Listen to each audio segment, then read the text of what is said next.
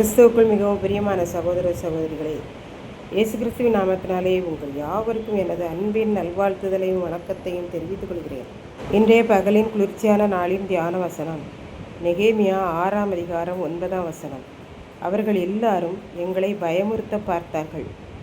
ஆதலால் தேவனே, நீர் என் கைகளை திடப்படுத்தியருளும். சன்பல்லாத்தும் தொபியாவும் கேஷேமும் கஷ்முவும் நெகேமியாவை அலங்கத்தை கட்டி வாசல்களை அவன் போட்டு எருசலேமிலே யூதர்களுடைய கைகளை திடப்படுத்தி விடுவானோ என்று பொறாமைப்பட்டு நெகேமியாவை அழைத்து அவனுக்கு மோசம் செய்ய நினைத்து துராலோசனை பண்ணினார்கள். நெகேமியாவை அழைத்தபோது, நீங்கள் நினைக்கிற அளவில் ஒரு காரியமும் நடக்கவில்லை. இவைகளெல்லாம் உங்களுடைய மனோராஜ்யமே ஒழிய வேறல்ல.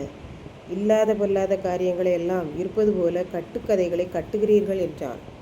அலங்கங்களுக்கு வாசல்கள் தாழ்பாள்கள் எல்லாம் போட்டு அந்த வேலை நடந்தேறாதபடிக்கு யூதர்களுடைய கையை சலித்து போய்விடும் என்று சொல்லி எல்லாரும் நெகேமியாவை பயமுறுத்த பார்த்தார்கள். அதனால் நெகேமியா ஆண்டவரை நோக்கி, ஆண்டவரே, நீர் எங்கள் கைகளை திடப்படுத்தி அருளும் என்று சொல்லி ஜெபித்தான். அதன் பின்பு நெகேமியா மெகதாபேலின் குமாரனாகிய தெலாயாவின் மகன் சமாயா தன் வீட்டிலே அடைக்கப்பட்டு இருந்தான்.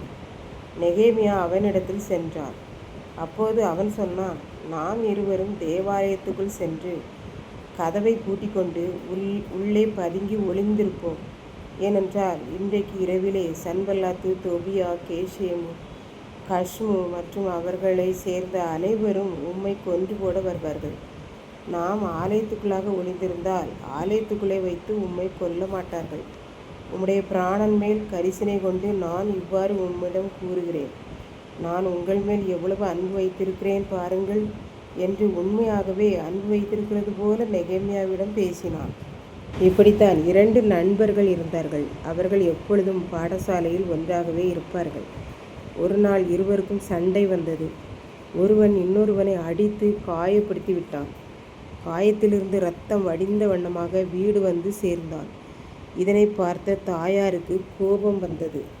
அதனால் காயப்பட்ட தன் மகனை கூட்டிக் கொண்டு அந்த நண்பன் வீட்டிற்கு சென்றார்கள். போகிற வழியில் பக்கத்து வீட்டுக்காரர்கள் எல்லாரும் இவர்களிடம், அந்த பையன் வீட்டிற்கு செல்லாதிருங்கள், அவர்கள் தகப்பனார் மிகவும் கோபக்காரர், அதனால் தன்னுடைய பையனுக்காக உங்கள் மேல் கோபப்பட்டு விடுவார் என்று கூறி இவர்களை பயமுறுத்தினார்கள். இவர்கள் அதையெல்லாம் பொருட்படுத்தாமல் தன்னுடைய மகனை கூட்டிக் கொண்டு வீட்டிற்குள்ளாக சென்று அவர்கள் தகப்பனாரிடம் காயங்களை காட்டி நியாயமான முறையிலே இருவருடைய சண்டைக்கும் என்ன காரணம் என்பதை எடுத்து கூறினார்கள். உடனே தகப்பனார் இவர்கள் கண் முன்னாடியே தன்னுடைய மகனை அடித்து கண்டித்து இவர்களிடம் மன்னிப்பு கேட்டார். அதனால் இவர்களுடைய கைகளை ஆண்டவர் திடப்படுத்தினார். இதை கேட்டுக்கொண்டிருக்கும் எனக்கன்பானவர்களே, இன்றைக்கு நாம் யாருடைய பயமுறுத்தலையும் கேட்டு பயப்படுகிறோமா, ஆண்டவருக்கு பயப்படுகிறோமா என்பதை சிந்தித்து பார்ப்போம். அன்றைக்கு நெகேமியாவை யூதாவினுடைய சத்துருக்கள் பயமுறுத்தினார்கள். ஆனால் நெகேமியா அவர்களுக்கு பயப்படவில்லை. ஆண்டவர் அவர்கள் பயமுறுத்தலினின்று அவனை காப்பாற்றினார்.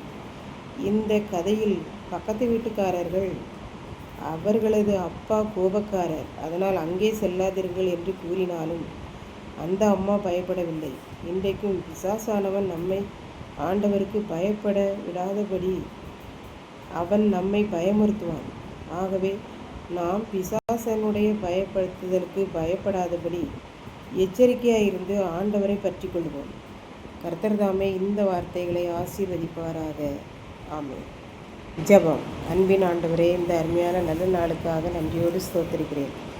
இப்பொழுதும் இந்த வார்த்தைகளை கேட்டுக்கொண்டிருக்கிற ஒவ்வொருவரும் பிசாசானவனுடைய பயமுறுத்துதலுக்கு கீழ்ப்படியாமல் உமக்கு கீழ்ப்படிய கிருபை செய்தருளும். மீட்பர் இயேசு கிறிஸ்துவின் நாமத்தினாலே தாழ்மையோடு வேண்டிக் கொள்கிறேன் பிதாவே.